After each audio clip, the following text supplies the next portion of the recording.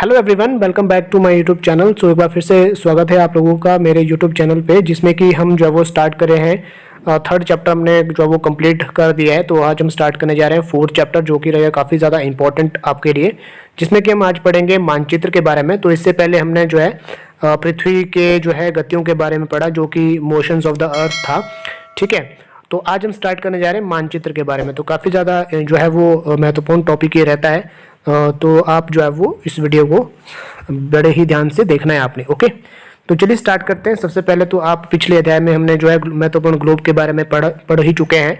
तो ग्लोब में अध्ययन की कुछ सीमाएं होती है। जब हम पूरी पृथ्वी का अध्ययन करना चाहते हैं, तब हम ग्लोब के जो है हमारे लिए काफ़ी उपयोगी जो है वो साबित हो जाता है। ठीक है, तो हमने पिछली बार पढ़ा ग्लोब के बारे में, जिसमें कि हमने पढ़ा कि जो पृथ्वी है किस तरह से वो मूव करती है और किस तरह से जो है अपने अक्ष पे घूमती है और परिक्रमण करती है, घूर्णन करती है।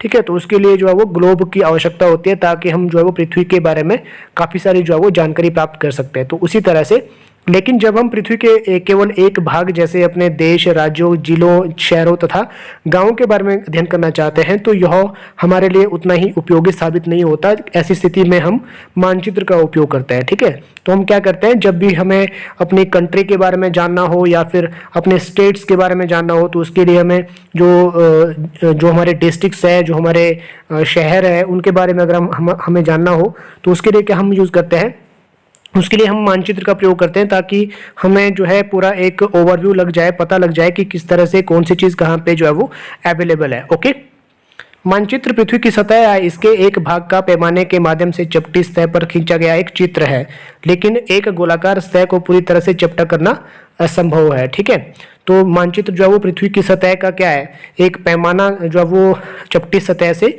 खींचा गया है। तो जो पृथ्वी है हमारी, जो वो कैसी है, ऊपर से चपटी है और साइड से कैसी है, उभरी हुई है। ओके, तो उसमें जो है वो चपटी सतह से जो है वो चित्र जो है वो खींचा गया है मानचित्र का। ठीक है, तो मानचित्र हमारी विभिन्न जरूरतों के लिए आवश्यक है। कुछ मानचित्र एक छोटे क्षेत्र को एवं कुछ तथ्यों को दर्शाता है, दूसरे मानचित्र में एक बड़ी किताब की तरह तथ्य को हो सकते हैं। ठीक है, जब बहुत से मानचित्रों को एक साथ रख दिया जाता है, तब एक एटलस बन जाता है। एटलस विभिन्न प्रकारों तथा अलग अलग पैमाने से खींची गई मापों पर आधारित होता है। मानचित्रों से एक ग्लोब की अपेक्षा हमें ज़्यादा जानकारी प्राप्त होती है। मानचित्र विभिन्न प्रकार के हो सकते हैं, जिनमें से कुछ को नीचे वर्णित जो किया गया है। तो आपको मैं बता दूं कि बहुत सारे मानचित्रों को जब एक जगह इकट्ठा करके इसको पिरोया जाता है, तो उसको बोलते हैं एटलस। ठीक है, तो इसको एटलस का नाम दिया जाता है। तो एटलस और मानचित्र जो है वो इस प्रकार से विभिन्न है, अलग अलग है। ओके, तो इसके अलावा हाँ, इसमें बताया गया है कि जो मानचित्र है वो कई प्रकार के हो सकते हैं, जिसमें कि हम सबसे पहले पढ़ेंगे भौतिक मानचित्र के बारे में। तो भौतिक मानचित्र क्या है, तो चलिए पढ़ लेते हैं। और सबसे पहले मैं बता दूं कि फ्रेंड्स, अगर आपने चैनल को लाइक, शेयर, सब्सक्राइब नहीं किया है, तो लाइक, शेयर, सब्सक्राइब आपने कर देना है। ओके, पृथ्वी की प्राकृतिक आकृतियों जैसे पर्वतों, पठारों, मैदानों, नदियों, महासागरों इत्यादि को दर्शाने वाले मानचित्रों को भौतिक या उच्चावच मानचित्र कहा जाता है। ठीक है, तो बहुत ही क्लियरली यहाँ पे मेंशन किया गया है जो भौतिक मानचित्र होते हैं वो कैसे होते हैं, जिसमें कि पर्वतों, पठारों या फिर मैदानी इलाकों के बारे में, नदियों के बारे में, जो हमारे रिवर्स है, ओशंस है, उनके बारे में जो है वो प्रॉपरली दर्शाया जाता है।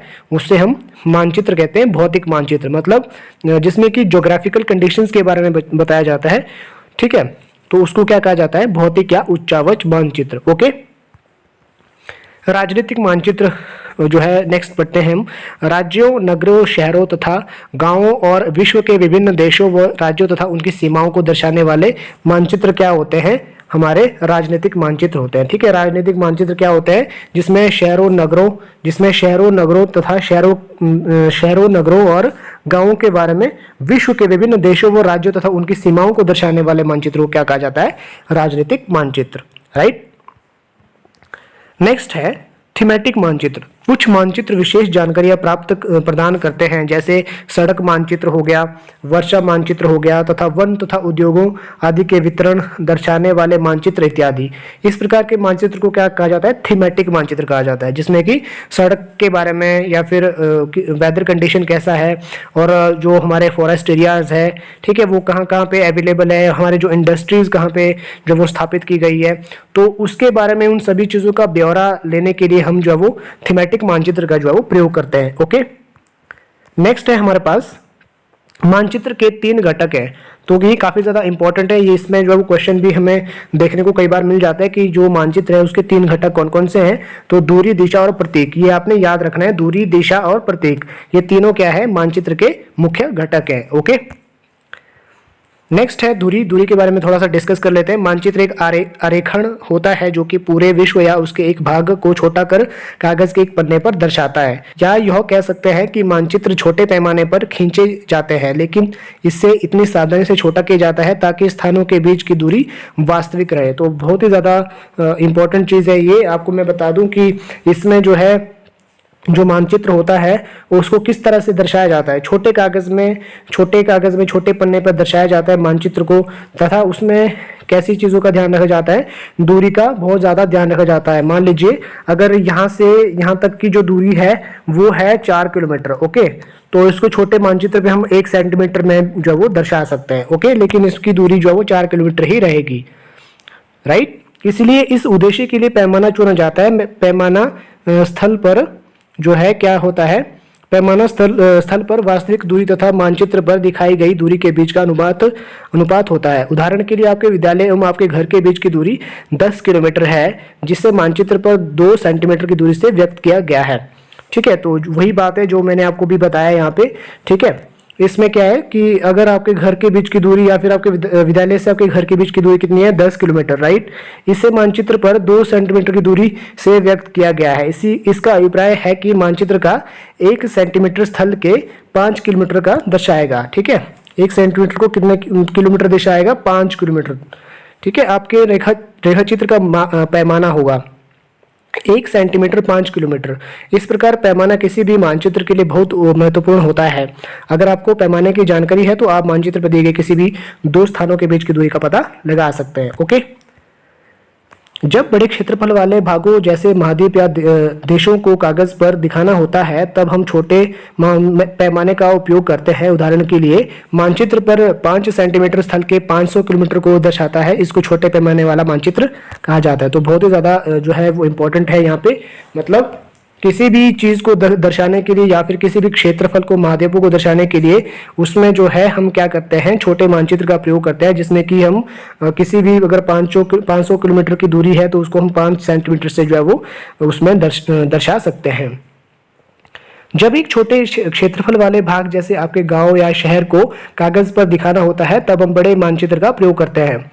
ठीक है, जैसे स्थल पर 500 किलोमीटर की दूरी को मानचित्र पर 5 सेंटीमीटर से दर्शाया जाता है, इस प्रकार के बड़े मानचित्र को क्या कहा जाता है, बड़े मानचित्र वाला पैमाना। ओके, तो बड़े मानचित्र जो है वो बड़े पैमाने वाले जो मानचित्र होते हैं वो छोटे पैमाने वाले मानचित्र की अपेक्षा वो काफ़ी जानकारी जो है वो एकत्रित जो वो करते हैं, काफ़ी जानकारी हमें प्रदान करते हैं। तो ये था आज का जो है चैप्टर, और इसमें देख सकते हैं काफ़ी सारी चीज़ें हमने डिस्कस की। थीमेटिक मानचित्र के बारे में, भौतिक मानचित्र और राजनीतिक मानचित्र के बारे में, और मेन जो इसमें हमने जो डिस्कस किया जो कि मानचित्र के जो 3 घटक है वो है दूरी, दिशा और प्रतीक, जो जिसमें कि हमने सबसे पहले जो है वो किसके बारे में पढ़ा, दूरी के बारे में पढ़ा। तो इसके बाद में जो बात की जो क्लासेस होगी, इसके बाद की जो वीडियो होगी उसमें हम दिशा और प्रतीक के बारे में भी जो है वो क्या करेंगे, डिस्कस करेंगे। आई होप ये वीडियो आपको पसंद आई होगी। वीडियो पसंद आई है को लाइक कमेंट शेयर आप कर सकते हो। मिलता हूं नेक्स्ट वीडियो में जो कि हमारा रहेगा सेकंड पार्ट 4th चैप्टर का। टिल देन बाय बाय, जय हिंद, जय भारत।